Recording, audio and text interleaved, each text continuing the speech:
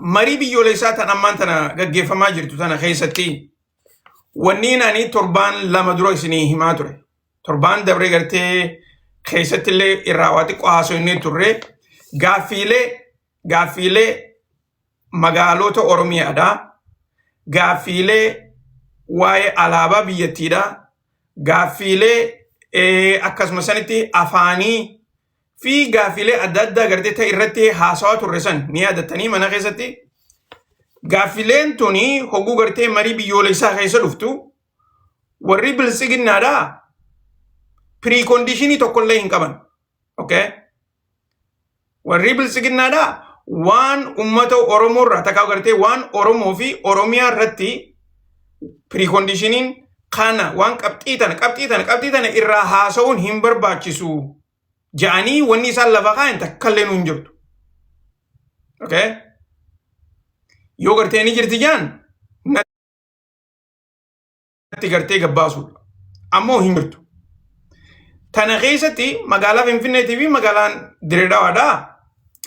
Akka gartee isaan irratti waliigalaa jiranitti inumaatu waliigalanii murteessan na fakkaata ammaan tana magaalaan Finfinneedhaatis magaalaa federaalaa akka taatu. Okay? Magaalaan Direedaawaatis magaalaa federaalaa akka taatu. Akkasuma sanitti afaanis afaan Amaaraa, afaan federaalaa, afaan hojiidhaa akka ta'u. Gaaffiin uummata Oromoodhaa maali? Afaan Oromoodhaati. Gaaffiin uummata Oromoodhaa maali? Magaalaan Finfinneedhaa Oromiyaa jala deebitee magaalaa Oromoodhaa taatee namayyuu gartee akkuma duraanitti akka keessa jiraatu. Gaggeeffamni magaalaa Finfinneedhaa, gaggeeffamni magaalaa Direedawaadhaa Oromiyaa jalatti deebi'uu qabdiidha. Tuni gaaffii Oromoodhaati. Ammallee bilisiginnaan magaalaan Direedawaatis magaalaa Oromoodhaa fi Somaaleen keessa jiraattu. Tanaafuu Oromoo fi Somaaleen gartee akka duraanitti haa keessa bulchanii isiin ammoo yaaminsi siidaa takkaa gartee ajajni siidaa magaalaa federaalaa irraa akka dhufu yaaniiti sanis murteessanii jiran. Mariin tuni akkasuma sanitti gartee alaabaan biyyattiidhaatis alaabaa gartee kalara keessattuu gartee bilisiginnaan alaabaa biyyattii irratti pre-conditionii ni qaban. Pre-conditioniin isaanii maali? Alaabaan kalara sadeen san hin jijjiiramtu jaanii jiran. Sadeenu red, yellow and green. Inumaatu wanni isaan jaan red, yellow and green kuni akkasitti gartee sirreeffamuu qabaat bikka gartee duraan green, yellow and redidha. Diimaan gubbaarratti ol ba'uu qabaa jaaniiti gartee jijjiiruu barbaadan. Warri kana gartee warri godhaa jiru warra dhugaadhaan itti qophaawe. Okay? Warreen garee takkaa galgala itti mari'atanii ganama itti mari'atanii odoo gartee qophii kana hin seenne hunda gorfamanii marii tanarratti gartee dhiyaatanii akka gartee mootummaan barbaadutti warra gaggeessaa jiru jechuudha. Akka bilisiginnaa fi izeemaan barbaadutti. Okay? Warra akkasitti hojjechaa jiruutu qabxiilee hunda gartee akka fedhanitti jijjiiraa jiran. Wanni gartee dubbii magaalaa Finfinneedhaa gara magaalaa federaalaatti gartee jijjiiramuu qabdi jaanii dhiibbaa godhu jiraniifu warra izeemaatii fi bilisiginnaatu akkasii fedha. Yoo gartee ifa isinii taate. Bilisiginnaa wanni isin barbaaddus magaalaan Finfinneedhaa magaalaa federaalaa ta'uu qabdiidha. Izeemaa wanni barbaaddus akkasuma. Tanaafin hogguun gartee irra deddeebi'ee isinii himu wanni gartee bilisiginnaan goote takkaa'uu marii tanarratti akka gartee ammaan tana nuti sagalee paarlaamaa keessatti sagalee wayyabaa qabnaa takkaa'uu gartee sagaleen teenya maajooritii irraa dhufti ummata Oromooti irraa dhufti ja'anii gartee maqaa ummata Oromoodhaa kana yeroo gartee aangoo isaanii qofa itti fayyadaman kana karaa ajandaa biraarratti itti fayyadamaan jiran. Ajandaa biraarratti waa hunda gartee walqixa godhuu barbaadan. Akkamii walqixa godhuu taati? Odoo gartee saba maajooritii kanaan bikka bu'a odoo jettu. Fakkeenyaaf namni gartee naannoo Amaaraati irraa dhufee fi namni warri gartee paartii Izeemaatii fi paartii Bilisiginnaadhaa dhufe akkamitti gartee hawaasa maajooritii biyya san keessa jiru bikka bu'ee namayyuu walqixatti yaada irra kennachuu danda'a. Ishuu magaalaa Oromiyaa keessatti waa'ee magaalaa Oromiyaa keessa jirtu irratti akkamitti gartee warri biraa yaada san irra kennachuu danda'a. Akkamitti jarri san yaada isaanii kennatanii yaadni isaanii fudhatamuu danda'a. Kun hundinuu maal? Durumaanuu akka gartee wanni san gara isaan barbaadanitti jijjiiramtu waan barbaadaniif akkas godhan. Okay? Marii biyyoolessaa hogguu gootu sagaleen achirratti gartee dhiyaattee sagaleen ajandaa feetee haa taatu garuu immoo namni gartee hogguu sagalee isaanii dhiyeessu hogguu gartee irratti voot godhan harkuma irra guddaadhaatu injifata. Bikka takkatti harki gartee walqixaa ni jira ni jira. Garuu immoo yoo gartee walqixa ta'e akkaataa gartee itti adda baasaniitu jira. Taayibireekarii gartee akkaataa itti godhaniitu jira. Kanarra shakkii takka illee godhina. Wanni gartee ammaan tana dalagamaa jirtu kana Bilisiginnaatu akkasiif fedha. Karaa Izeemaatiin. Takka immoo Izeemaatu akkasiif fedha. Karaa Bilisiginnaa keessaan. Malee jarri wallaalaniitii miti. Yoo magaalaan Oromiyaadhaa, magaalaan Finfinnee, magaalaan Diredaatis, magaalaan Jijjigaatis, Harariis, magaalaa Oromiyaatti ja'anii murteessuu barbaadan godhuu ni danda'an. Wanni isaan dhorku takka illee hin jiru. Heerri isaan hin dhorku. Shakkiin godhinaa tan irratti. Heerri dhorku hin jiru.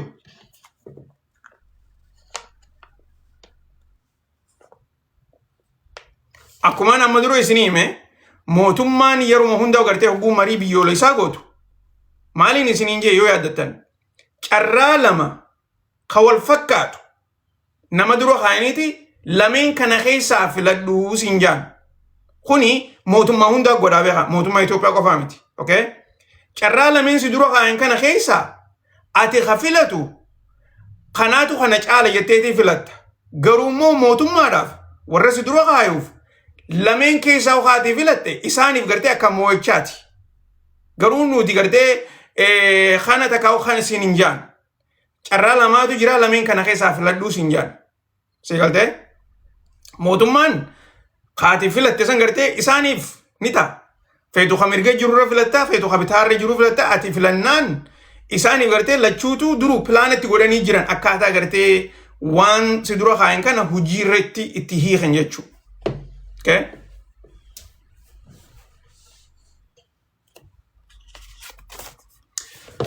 Isiniif ifaame wanni jechaa jiru kun. Isiniif ifana fakkaate. So, yeroo gartee mootummaan afaan Oromootii fi afaan Tigraay, afaan Somaaleedhaa walqina gartee walqixa godhan wanni isaan godhu jiran siif ifa ta'uu qaba. Okay? Afaan Tigreetii fi afaan Oromoodhaa, afaan Somaaleedhaa, Oromiyaa keessatti wanni Itoophiyaa keessatti wanni itti walqixa ta'uuf maaltu jira? Bari yoo dhugaa dubbanne Itoophiyaa keessatti afaan Oromootu afaan hundarra haasawamaa beeka. Maaliif? Lakkoofsi uummata Oromoodhaa ni deeggara waan san. Lakkoofsi uummata Oromoodhaa kana ani daataa godhuun narra hin jiru. Takkaa'u gartee lakkoofsa namaatii fi mana lakkaa'uun narra hin jiru beekuudhaaf. Maajooritiin biyya san keessatti uummata Oromooti eegee jettee jala murte. Uummanni Oromoodhaa kan lakkaa'uun miiliyoonii lakkoofsi isaanii gartee warra miiliyoonaan lakkaa'amuutu jira.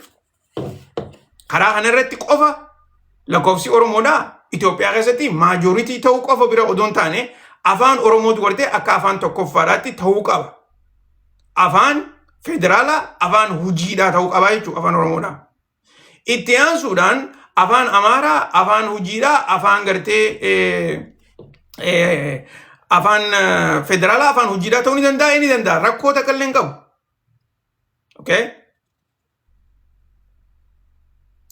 Kuni bar yoo Bilisiginnaan silaa godhuu barbaadde yoo gartee paartiin tuni paartii Oromootiif hin jettu taate waan hin ammaan tana jechaa jiru kana godhuudhaaf fadhiin rakkoo takka illee qabaachuu hin qaban. Viidiyoo tokko namaatu keessan natti ergee eenyu Haayiluu Gonfaadhaa. Kagartee Hayilu Gonfaadhaa nuti magaalaan Finfinneedhaa magaalaa Oromooti. Keessattuu Oromiyaa keessatti jookii qaba beektaa kiyyaan jookii haasawa. Ummata Oromoodhaa laal poolitishaanonni akkana nama shawwatan. Ifii isaatiif as ba'ee maal jaa viidiyoo san keessatti magaalaan Finfinneedhaa magaalaa Oromooti. Oromiyaa jalatti gartee akka jiraachuu barbaannaa. Kanarratti jaa namayyuu gartee namni Oromiyaa keessa jiru warri Oromiyaa keessaa bahee marii biyyoolessaa keessa seene. Magaalaan Finfinneedhaa magaalaa Oromoodhaa akka taate shakkii takkallee hin qabu. Tanarratti nuti hundinuu walii gallee jirraa jaa. Namni immoo afaan poolitikaadhaan hin hubanne yaada bareedaadha dubbate jeete achitti gartee jalaa dhaabbata. Akkas hin taatu dubbiin. Itti aansee maal jedhe?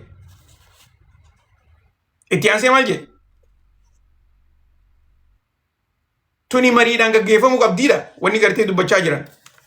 Eega wanni tuni magaalaa Oromooti ta Oromiyaati jettee eega murteessite. Wanni murteessite kuni maaliif mariidhaaf dhiyaata? Wanni nuti jechaa jiru. Qajeeloo dhaggeeffadha waan isiniin jechaa jiru. Eega akkasitti warreen Oromiyaa keessaa bahee hundinuu akkas jedhee sanitti ka'amanu taate lakkoofsi uummataa Oromiyaa keessaa bahee marii biyyoolessaa seene lakkoofsi isaanii yoo tokkoffaa ta'e lakkoofsa namaatiin yoo tokkoffaa ta'an marii biyyoolessaa keessatti ta'uu qabanii si beeka. Walqixa ta'uu qaban. Namni 20 naannoo Amaaraa irraa dhufe, namni 20 naannoo Oromiyaa irraa dhufe, namni 20 Tigraay irraa dhufe, namni 20 Somaaliyaa irraa dhufe marii biyyoolessaa keessa seenuu hin qabu. Wanniin gartee mariin biyyoolessaa hogguu jaaramuu bu'uuruma irraa gartee dogoggora hogguu hin jiru tanaafin isin hin jaa akkasitti jaaramuu hin qaban. Maajoritiin Oromiyaa irraa dhufuu qaba lakkoofsiin. Maaliif? Paarlaamaa federaalaa keessa lakkoofsi maajoritiin warra naannoo Oromiyaa irraa dhufe.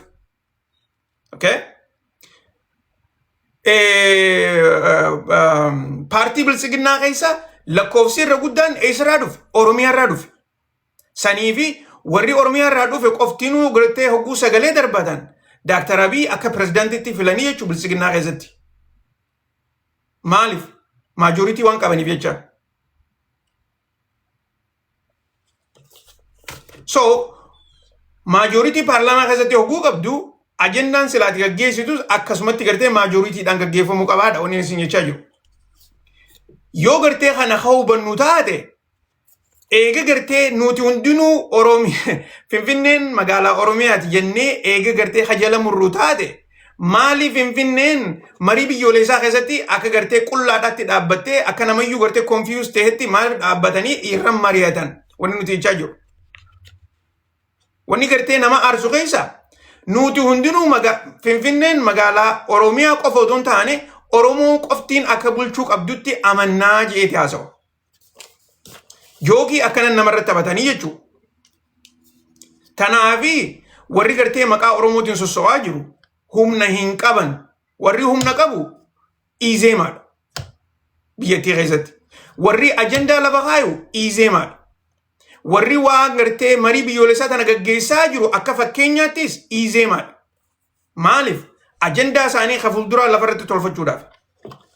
Kana keessatti ummata keenyaa fi hawaasa biraa gartee waliin fixuudhaaf irratti hojjetanii jechuudha. Assaayimentii biraa gartee ta Oromoon quban qabne baasanii dura kaayan.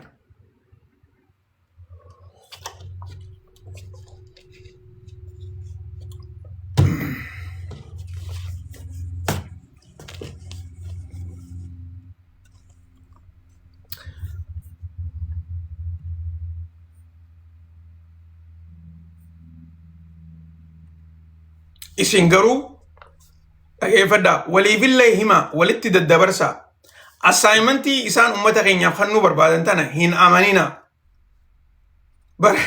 Marii biyyoolessaa keessatti dhiyeessineeti akkana ajandaa kana harki gartee wayyabaa injifatee magaalaan Finfinneedhaa magaalaa federaalaati isin jechuudhaaf deeman boodarra.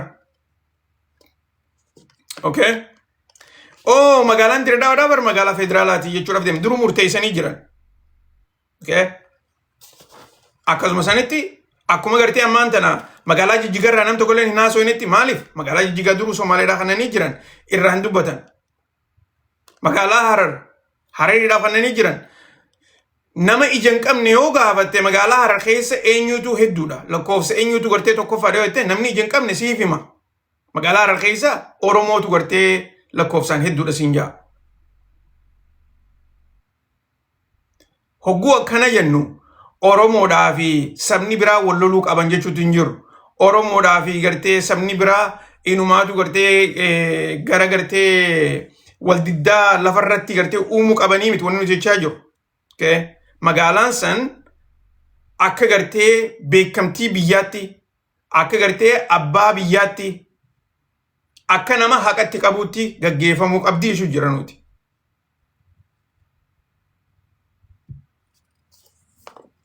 Wanni Oromoon qabsooteefis tana.